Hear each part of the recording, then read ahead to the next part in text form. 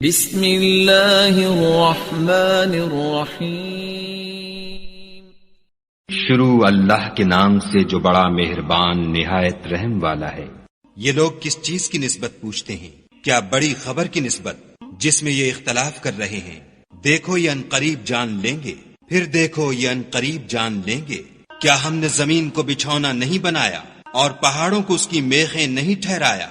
بے شک بنایا اور تم کو جوڑا جوڑا بھی پیدا کیا، اور نیند کو تمہارے لیے موجب آرام بنایا، اور رات کو پردہ مقرر کیا، اور دن کو معاش کا وقت قرار دیا، اور تمہارے اوپر 7 مضبوط آسمان بنائے، اور آفتاب کا روشن چراغ بنایا، اور نچڑتے بادلوں سے موسلا دھار مہ برسایا، تاکہ اس سے اناج اور سبزہ پیدا کریں، اور گھنے گھنے باغ۔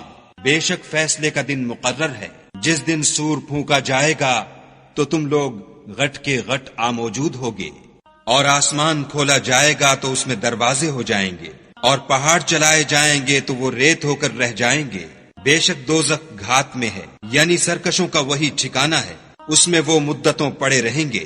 وہاں نہ ٹھنڈک کا مزہ چکھیں گے، نہ کچھ پینا نصیب ہوگا مگر گرم پانی اور بہتی پیپ۔ یہ بدلہ ہے پورا پورا۔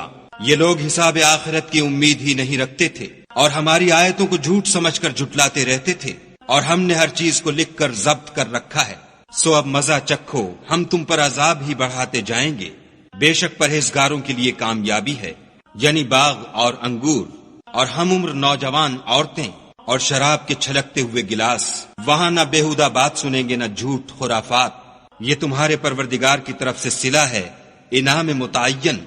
وہ جو آسمانوں اور زمین اور جو ان دونوں میں ہے سب کا مالک ہے، بڑا مہربان، کسی کو اس سے بات کرنے کا یارہ نہ ہوگا۔ جس دن روح الامین اور فرشتے صف باندھ کر کھڑے ہوں گے تو کوئی بول نہ سکے گا مگر جس کو خدائے رحمان اجازت بخشے اور اس نے بات بھی درست کہی ہو۔ یہ دن برحق ہے، بس جو شخص چاہے اپنے پروردگار کے پاس ٹھکانہ بنا لے۔ ہم نے تم کو عذاب سے جو ان قریب آنے والا ہے آگاہ کر دیا ہے، جس دن ہر شخص ان اعمال کو جو اس نے آگے بھیجے ہوں گے دیکھ لے گا، اور کافر کہے گا کہ اے کاش میں مٹی ہوتا۔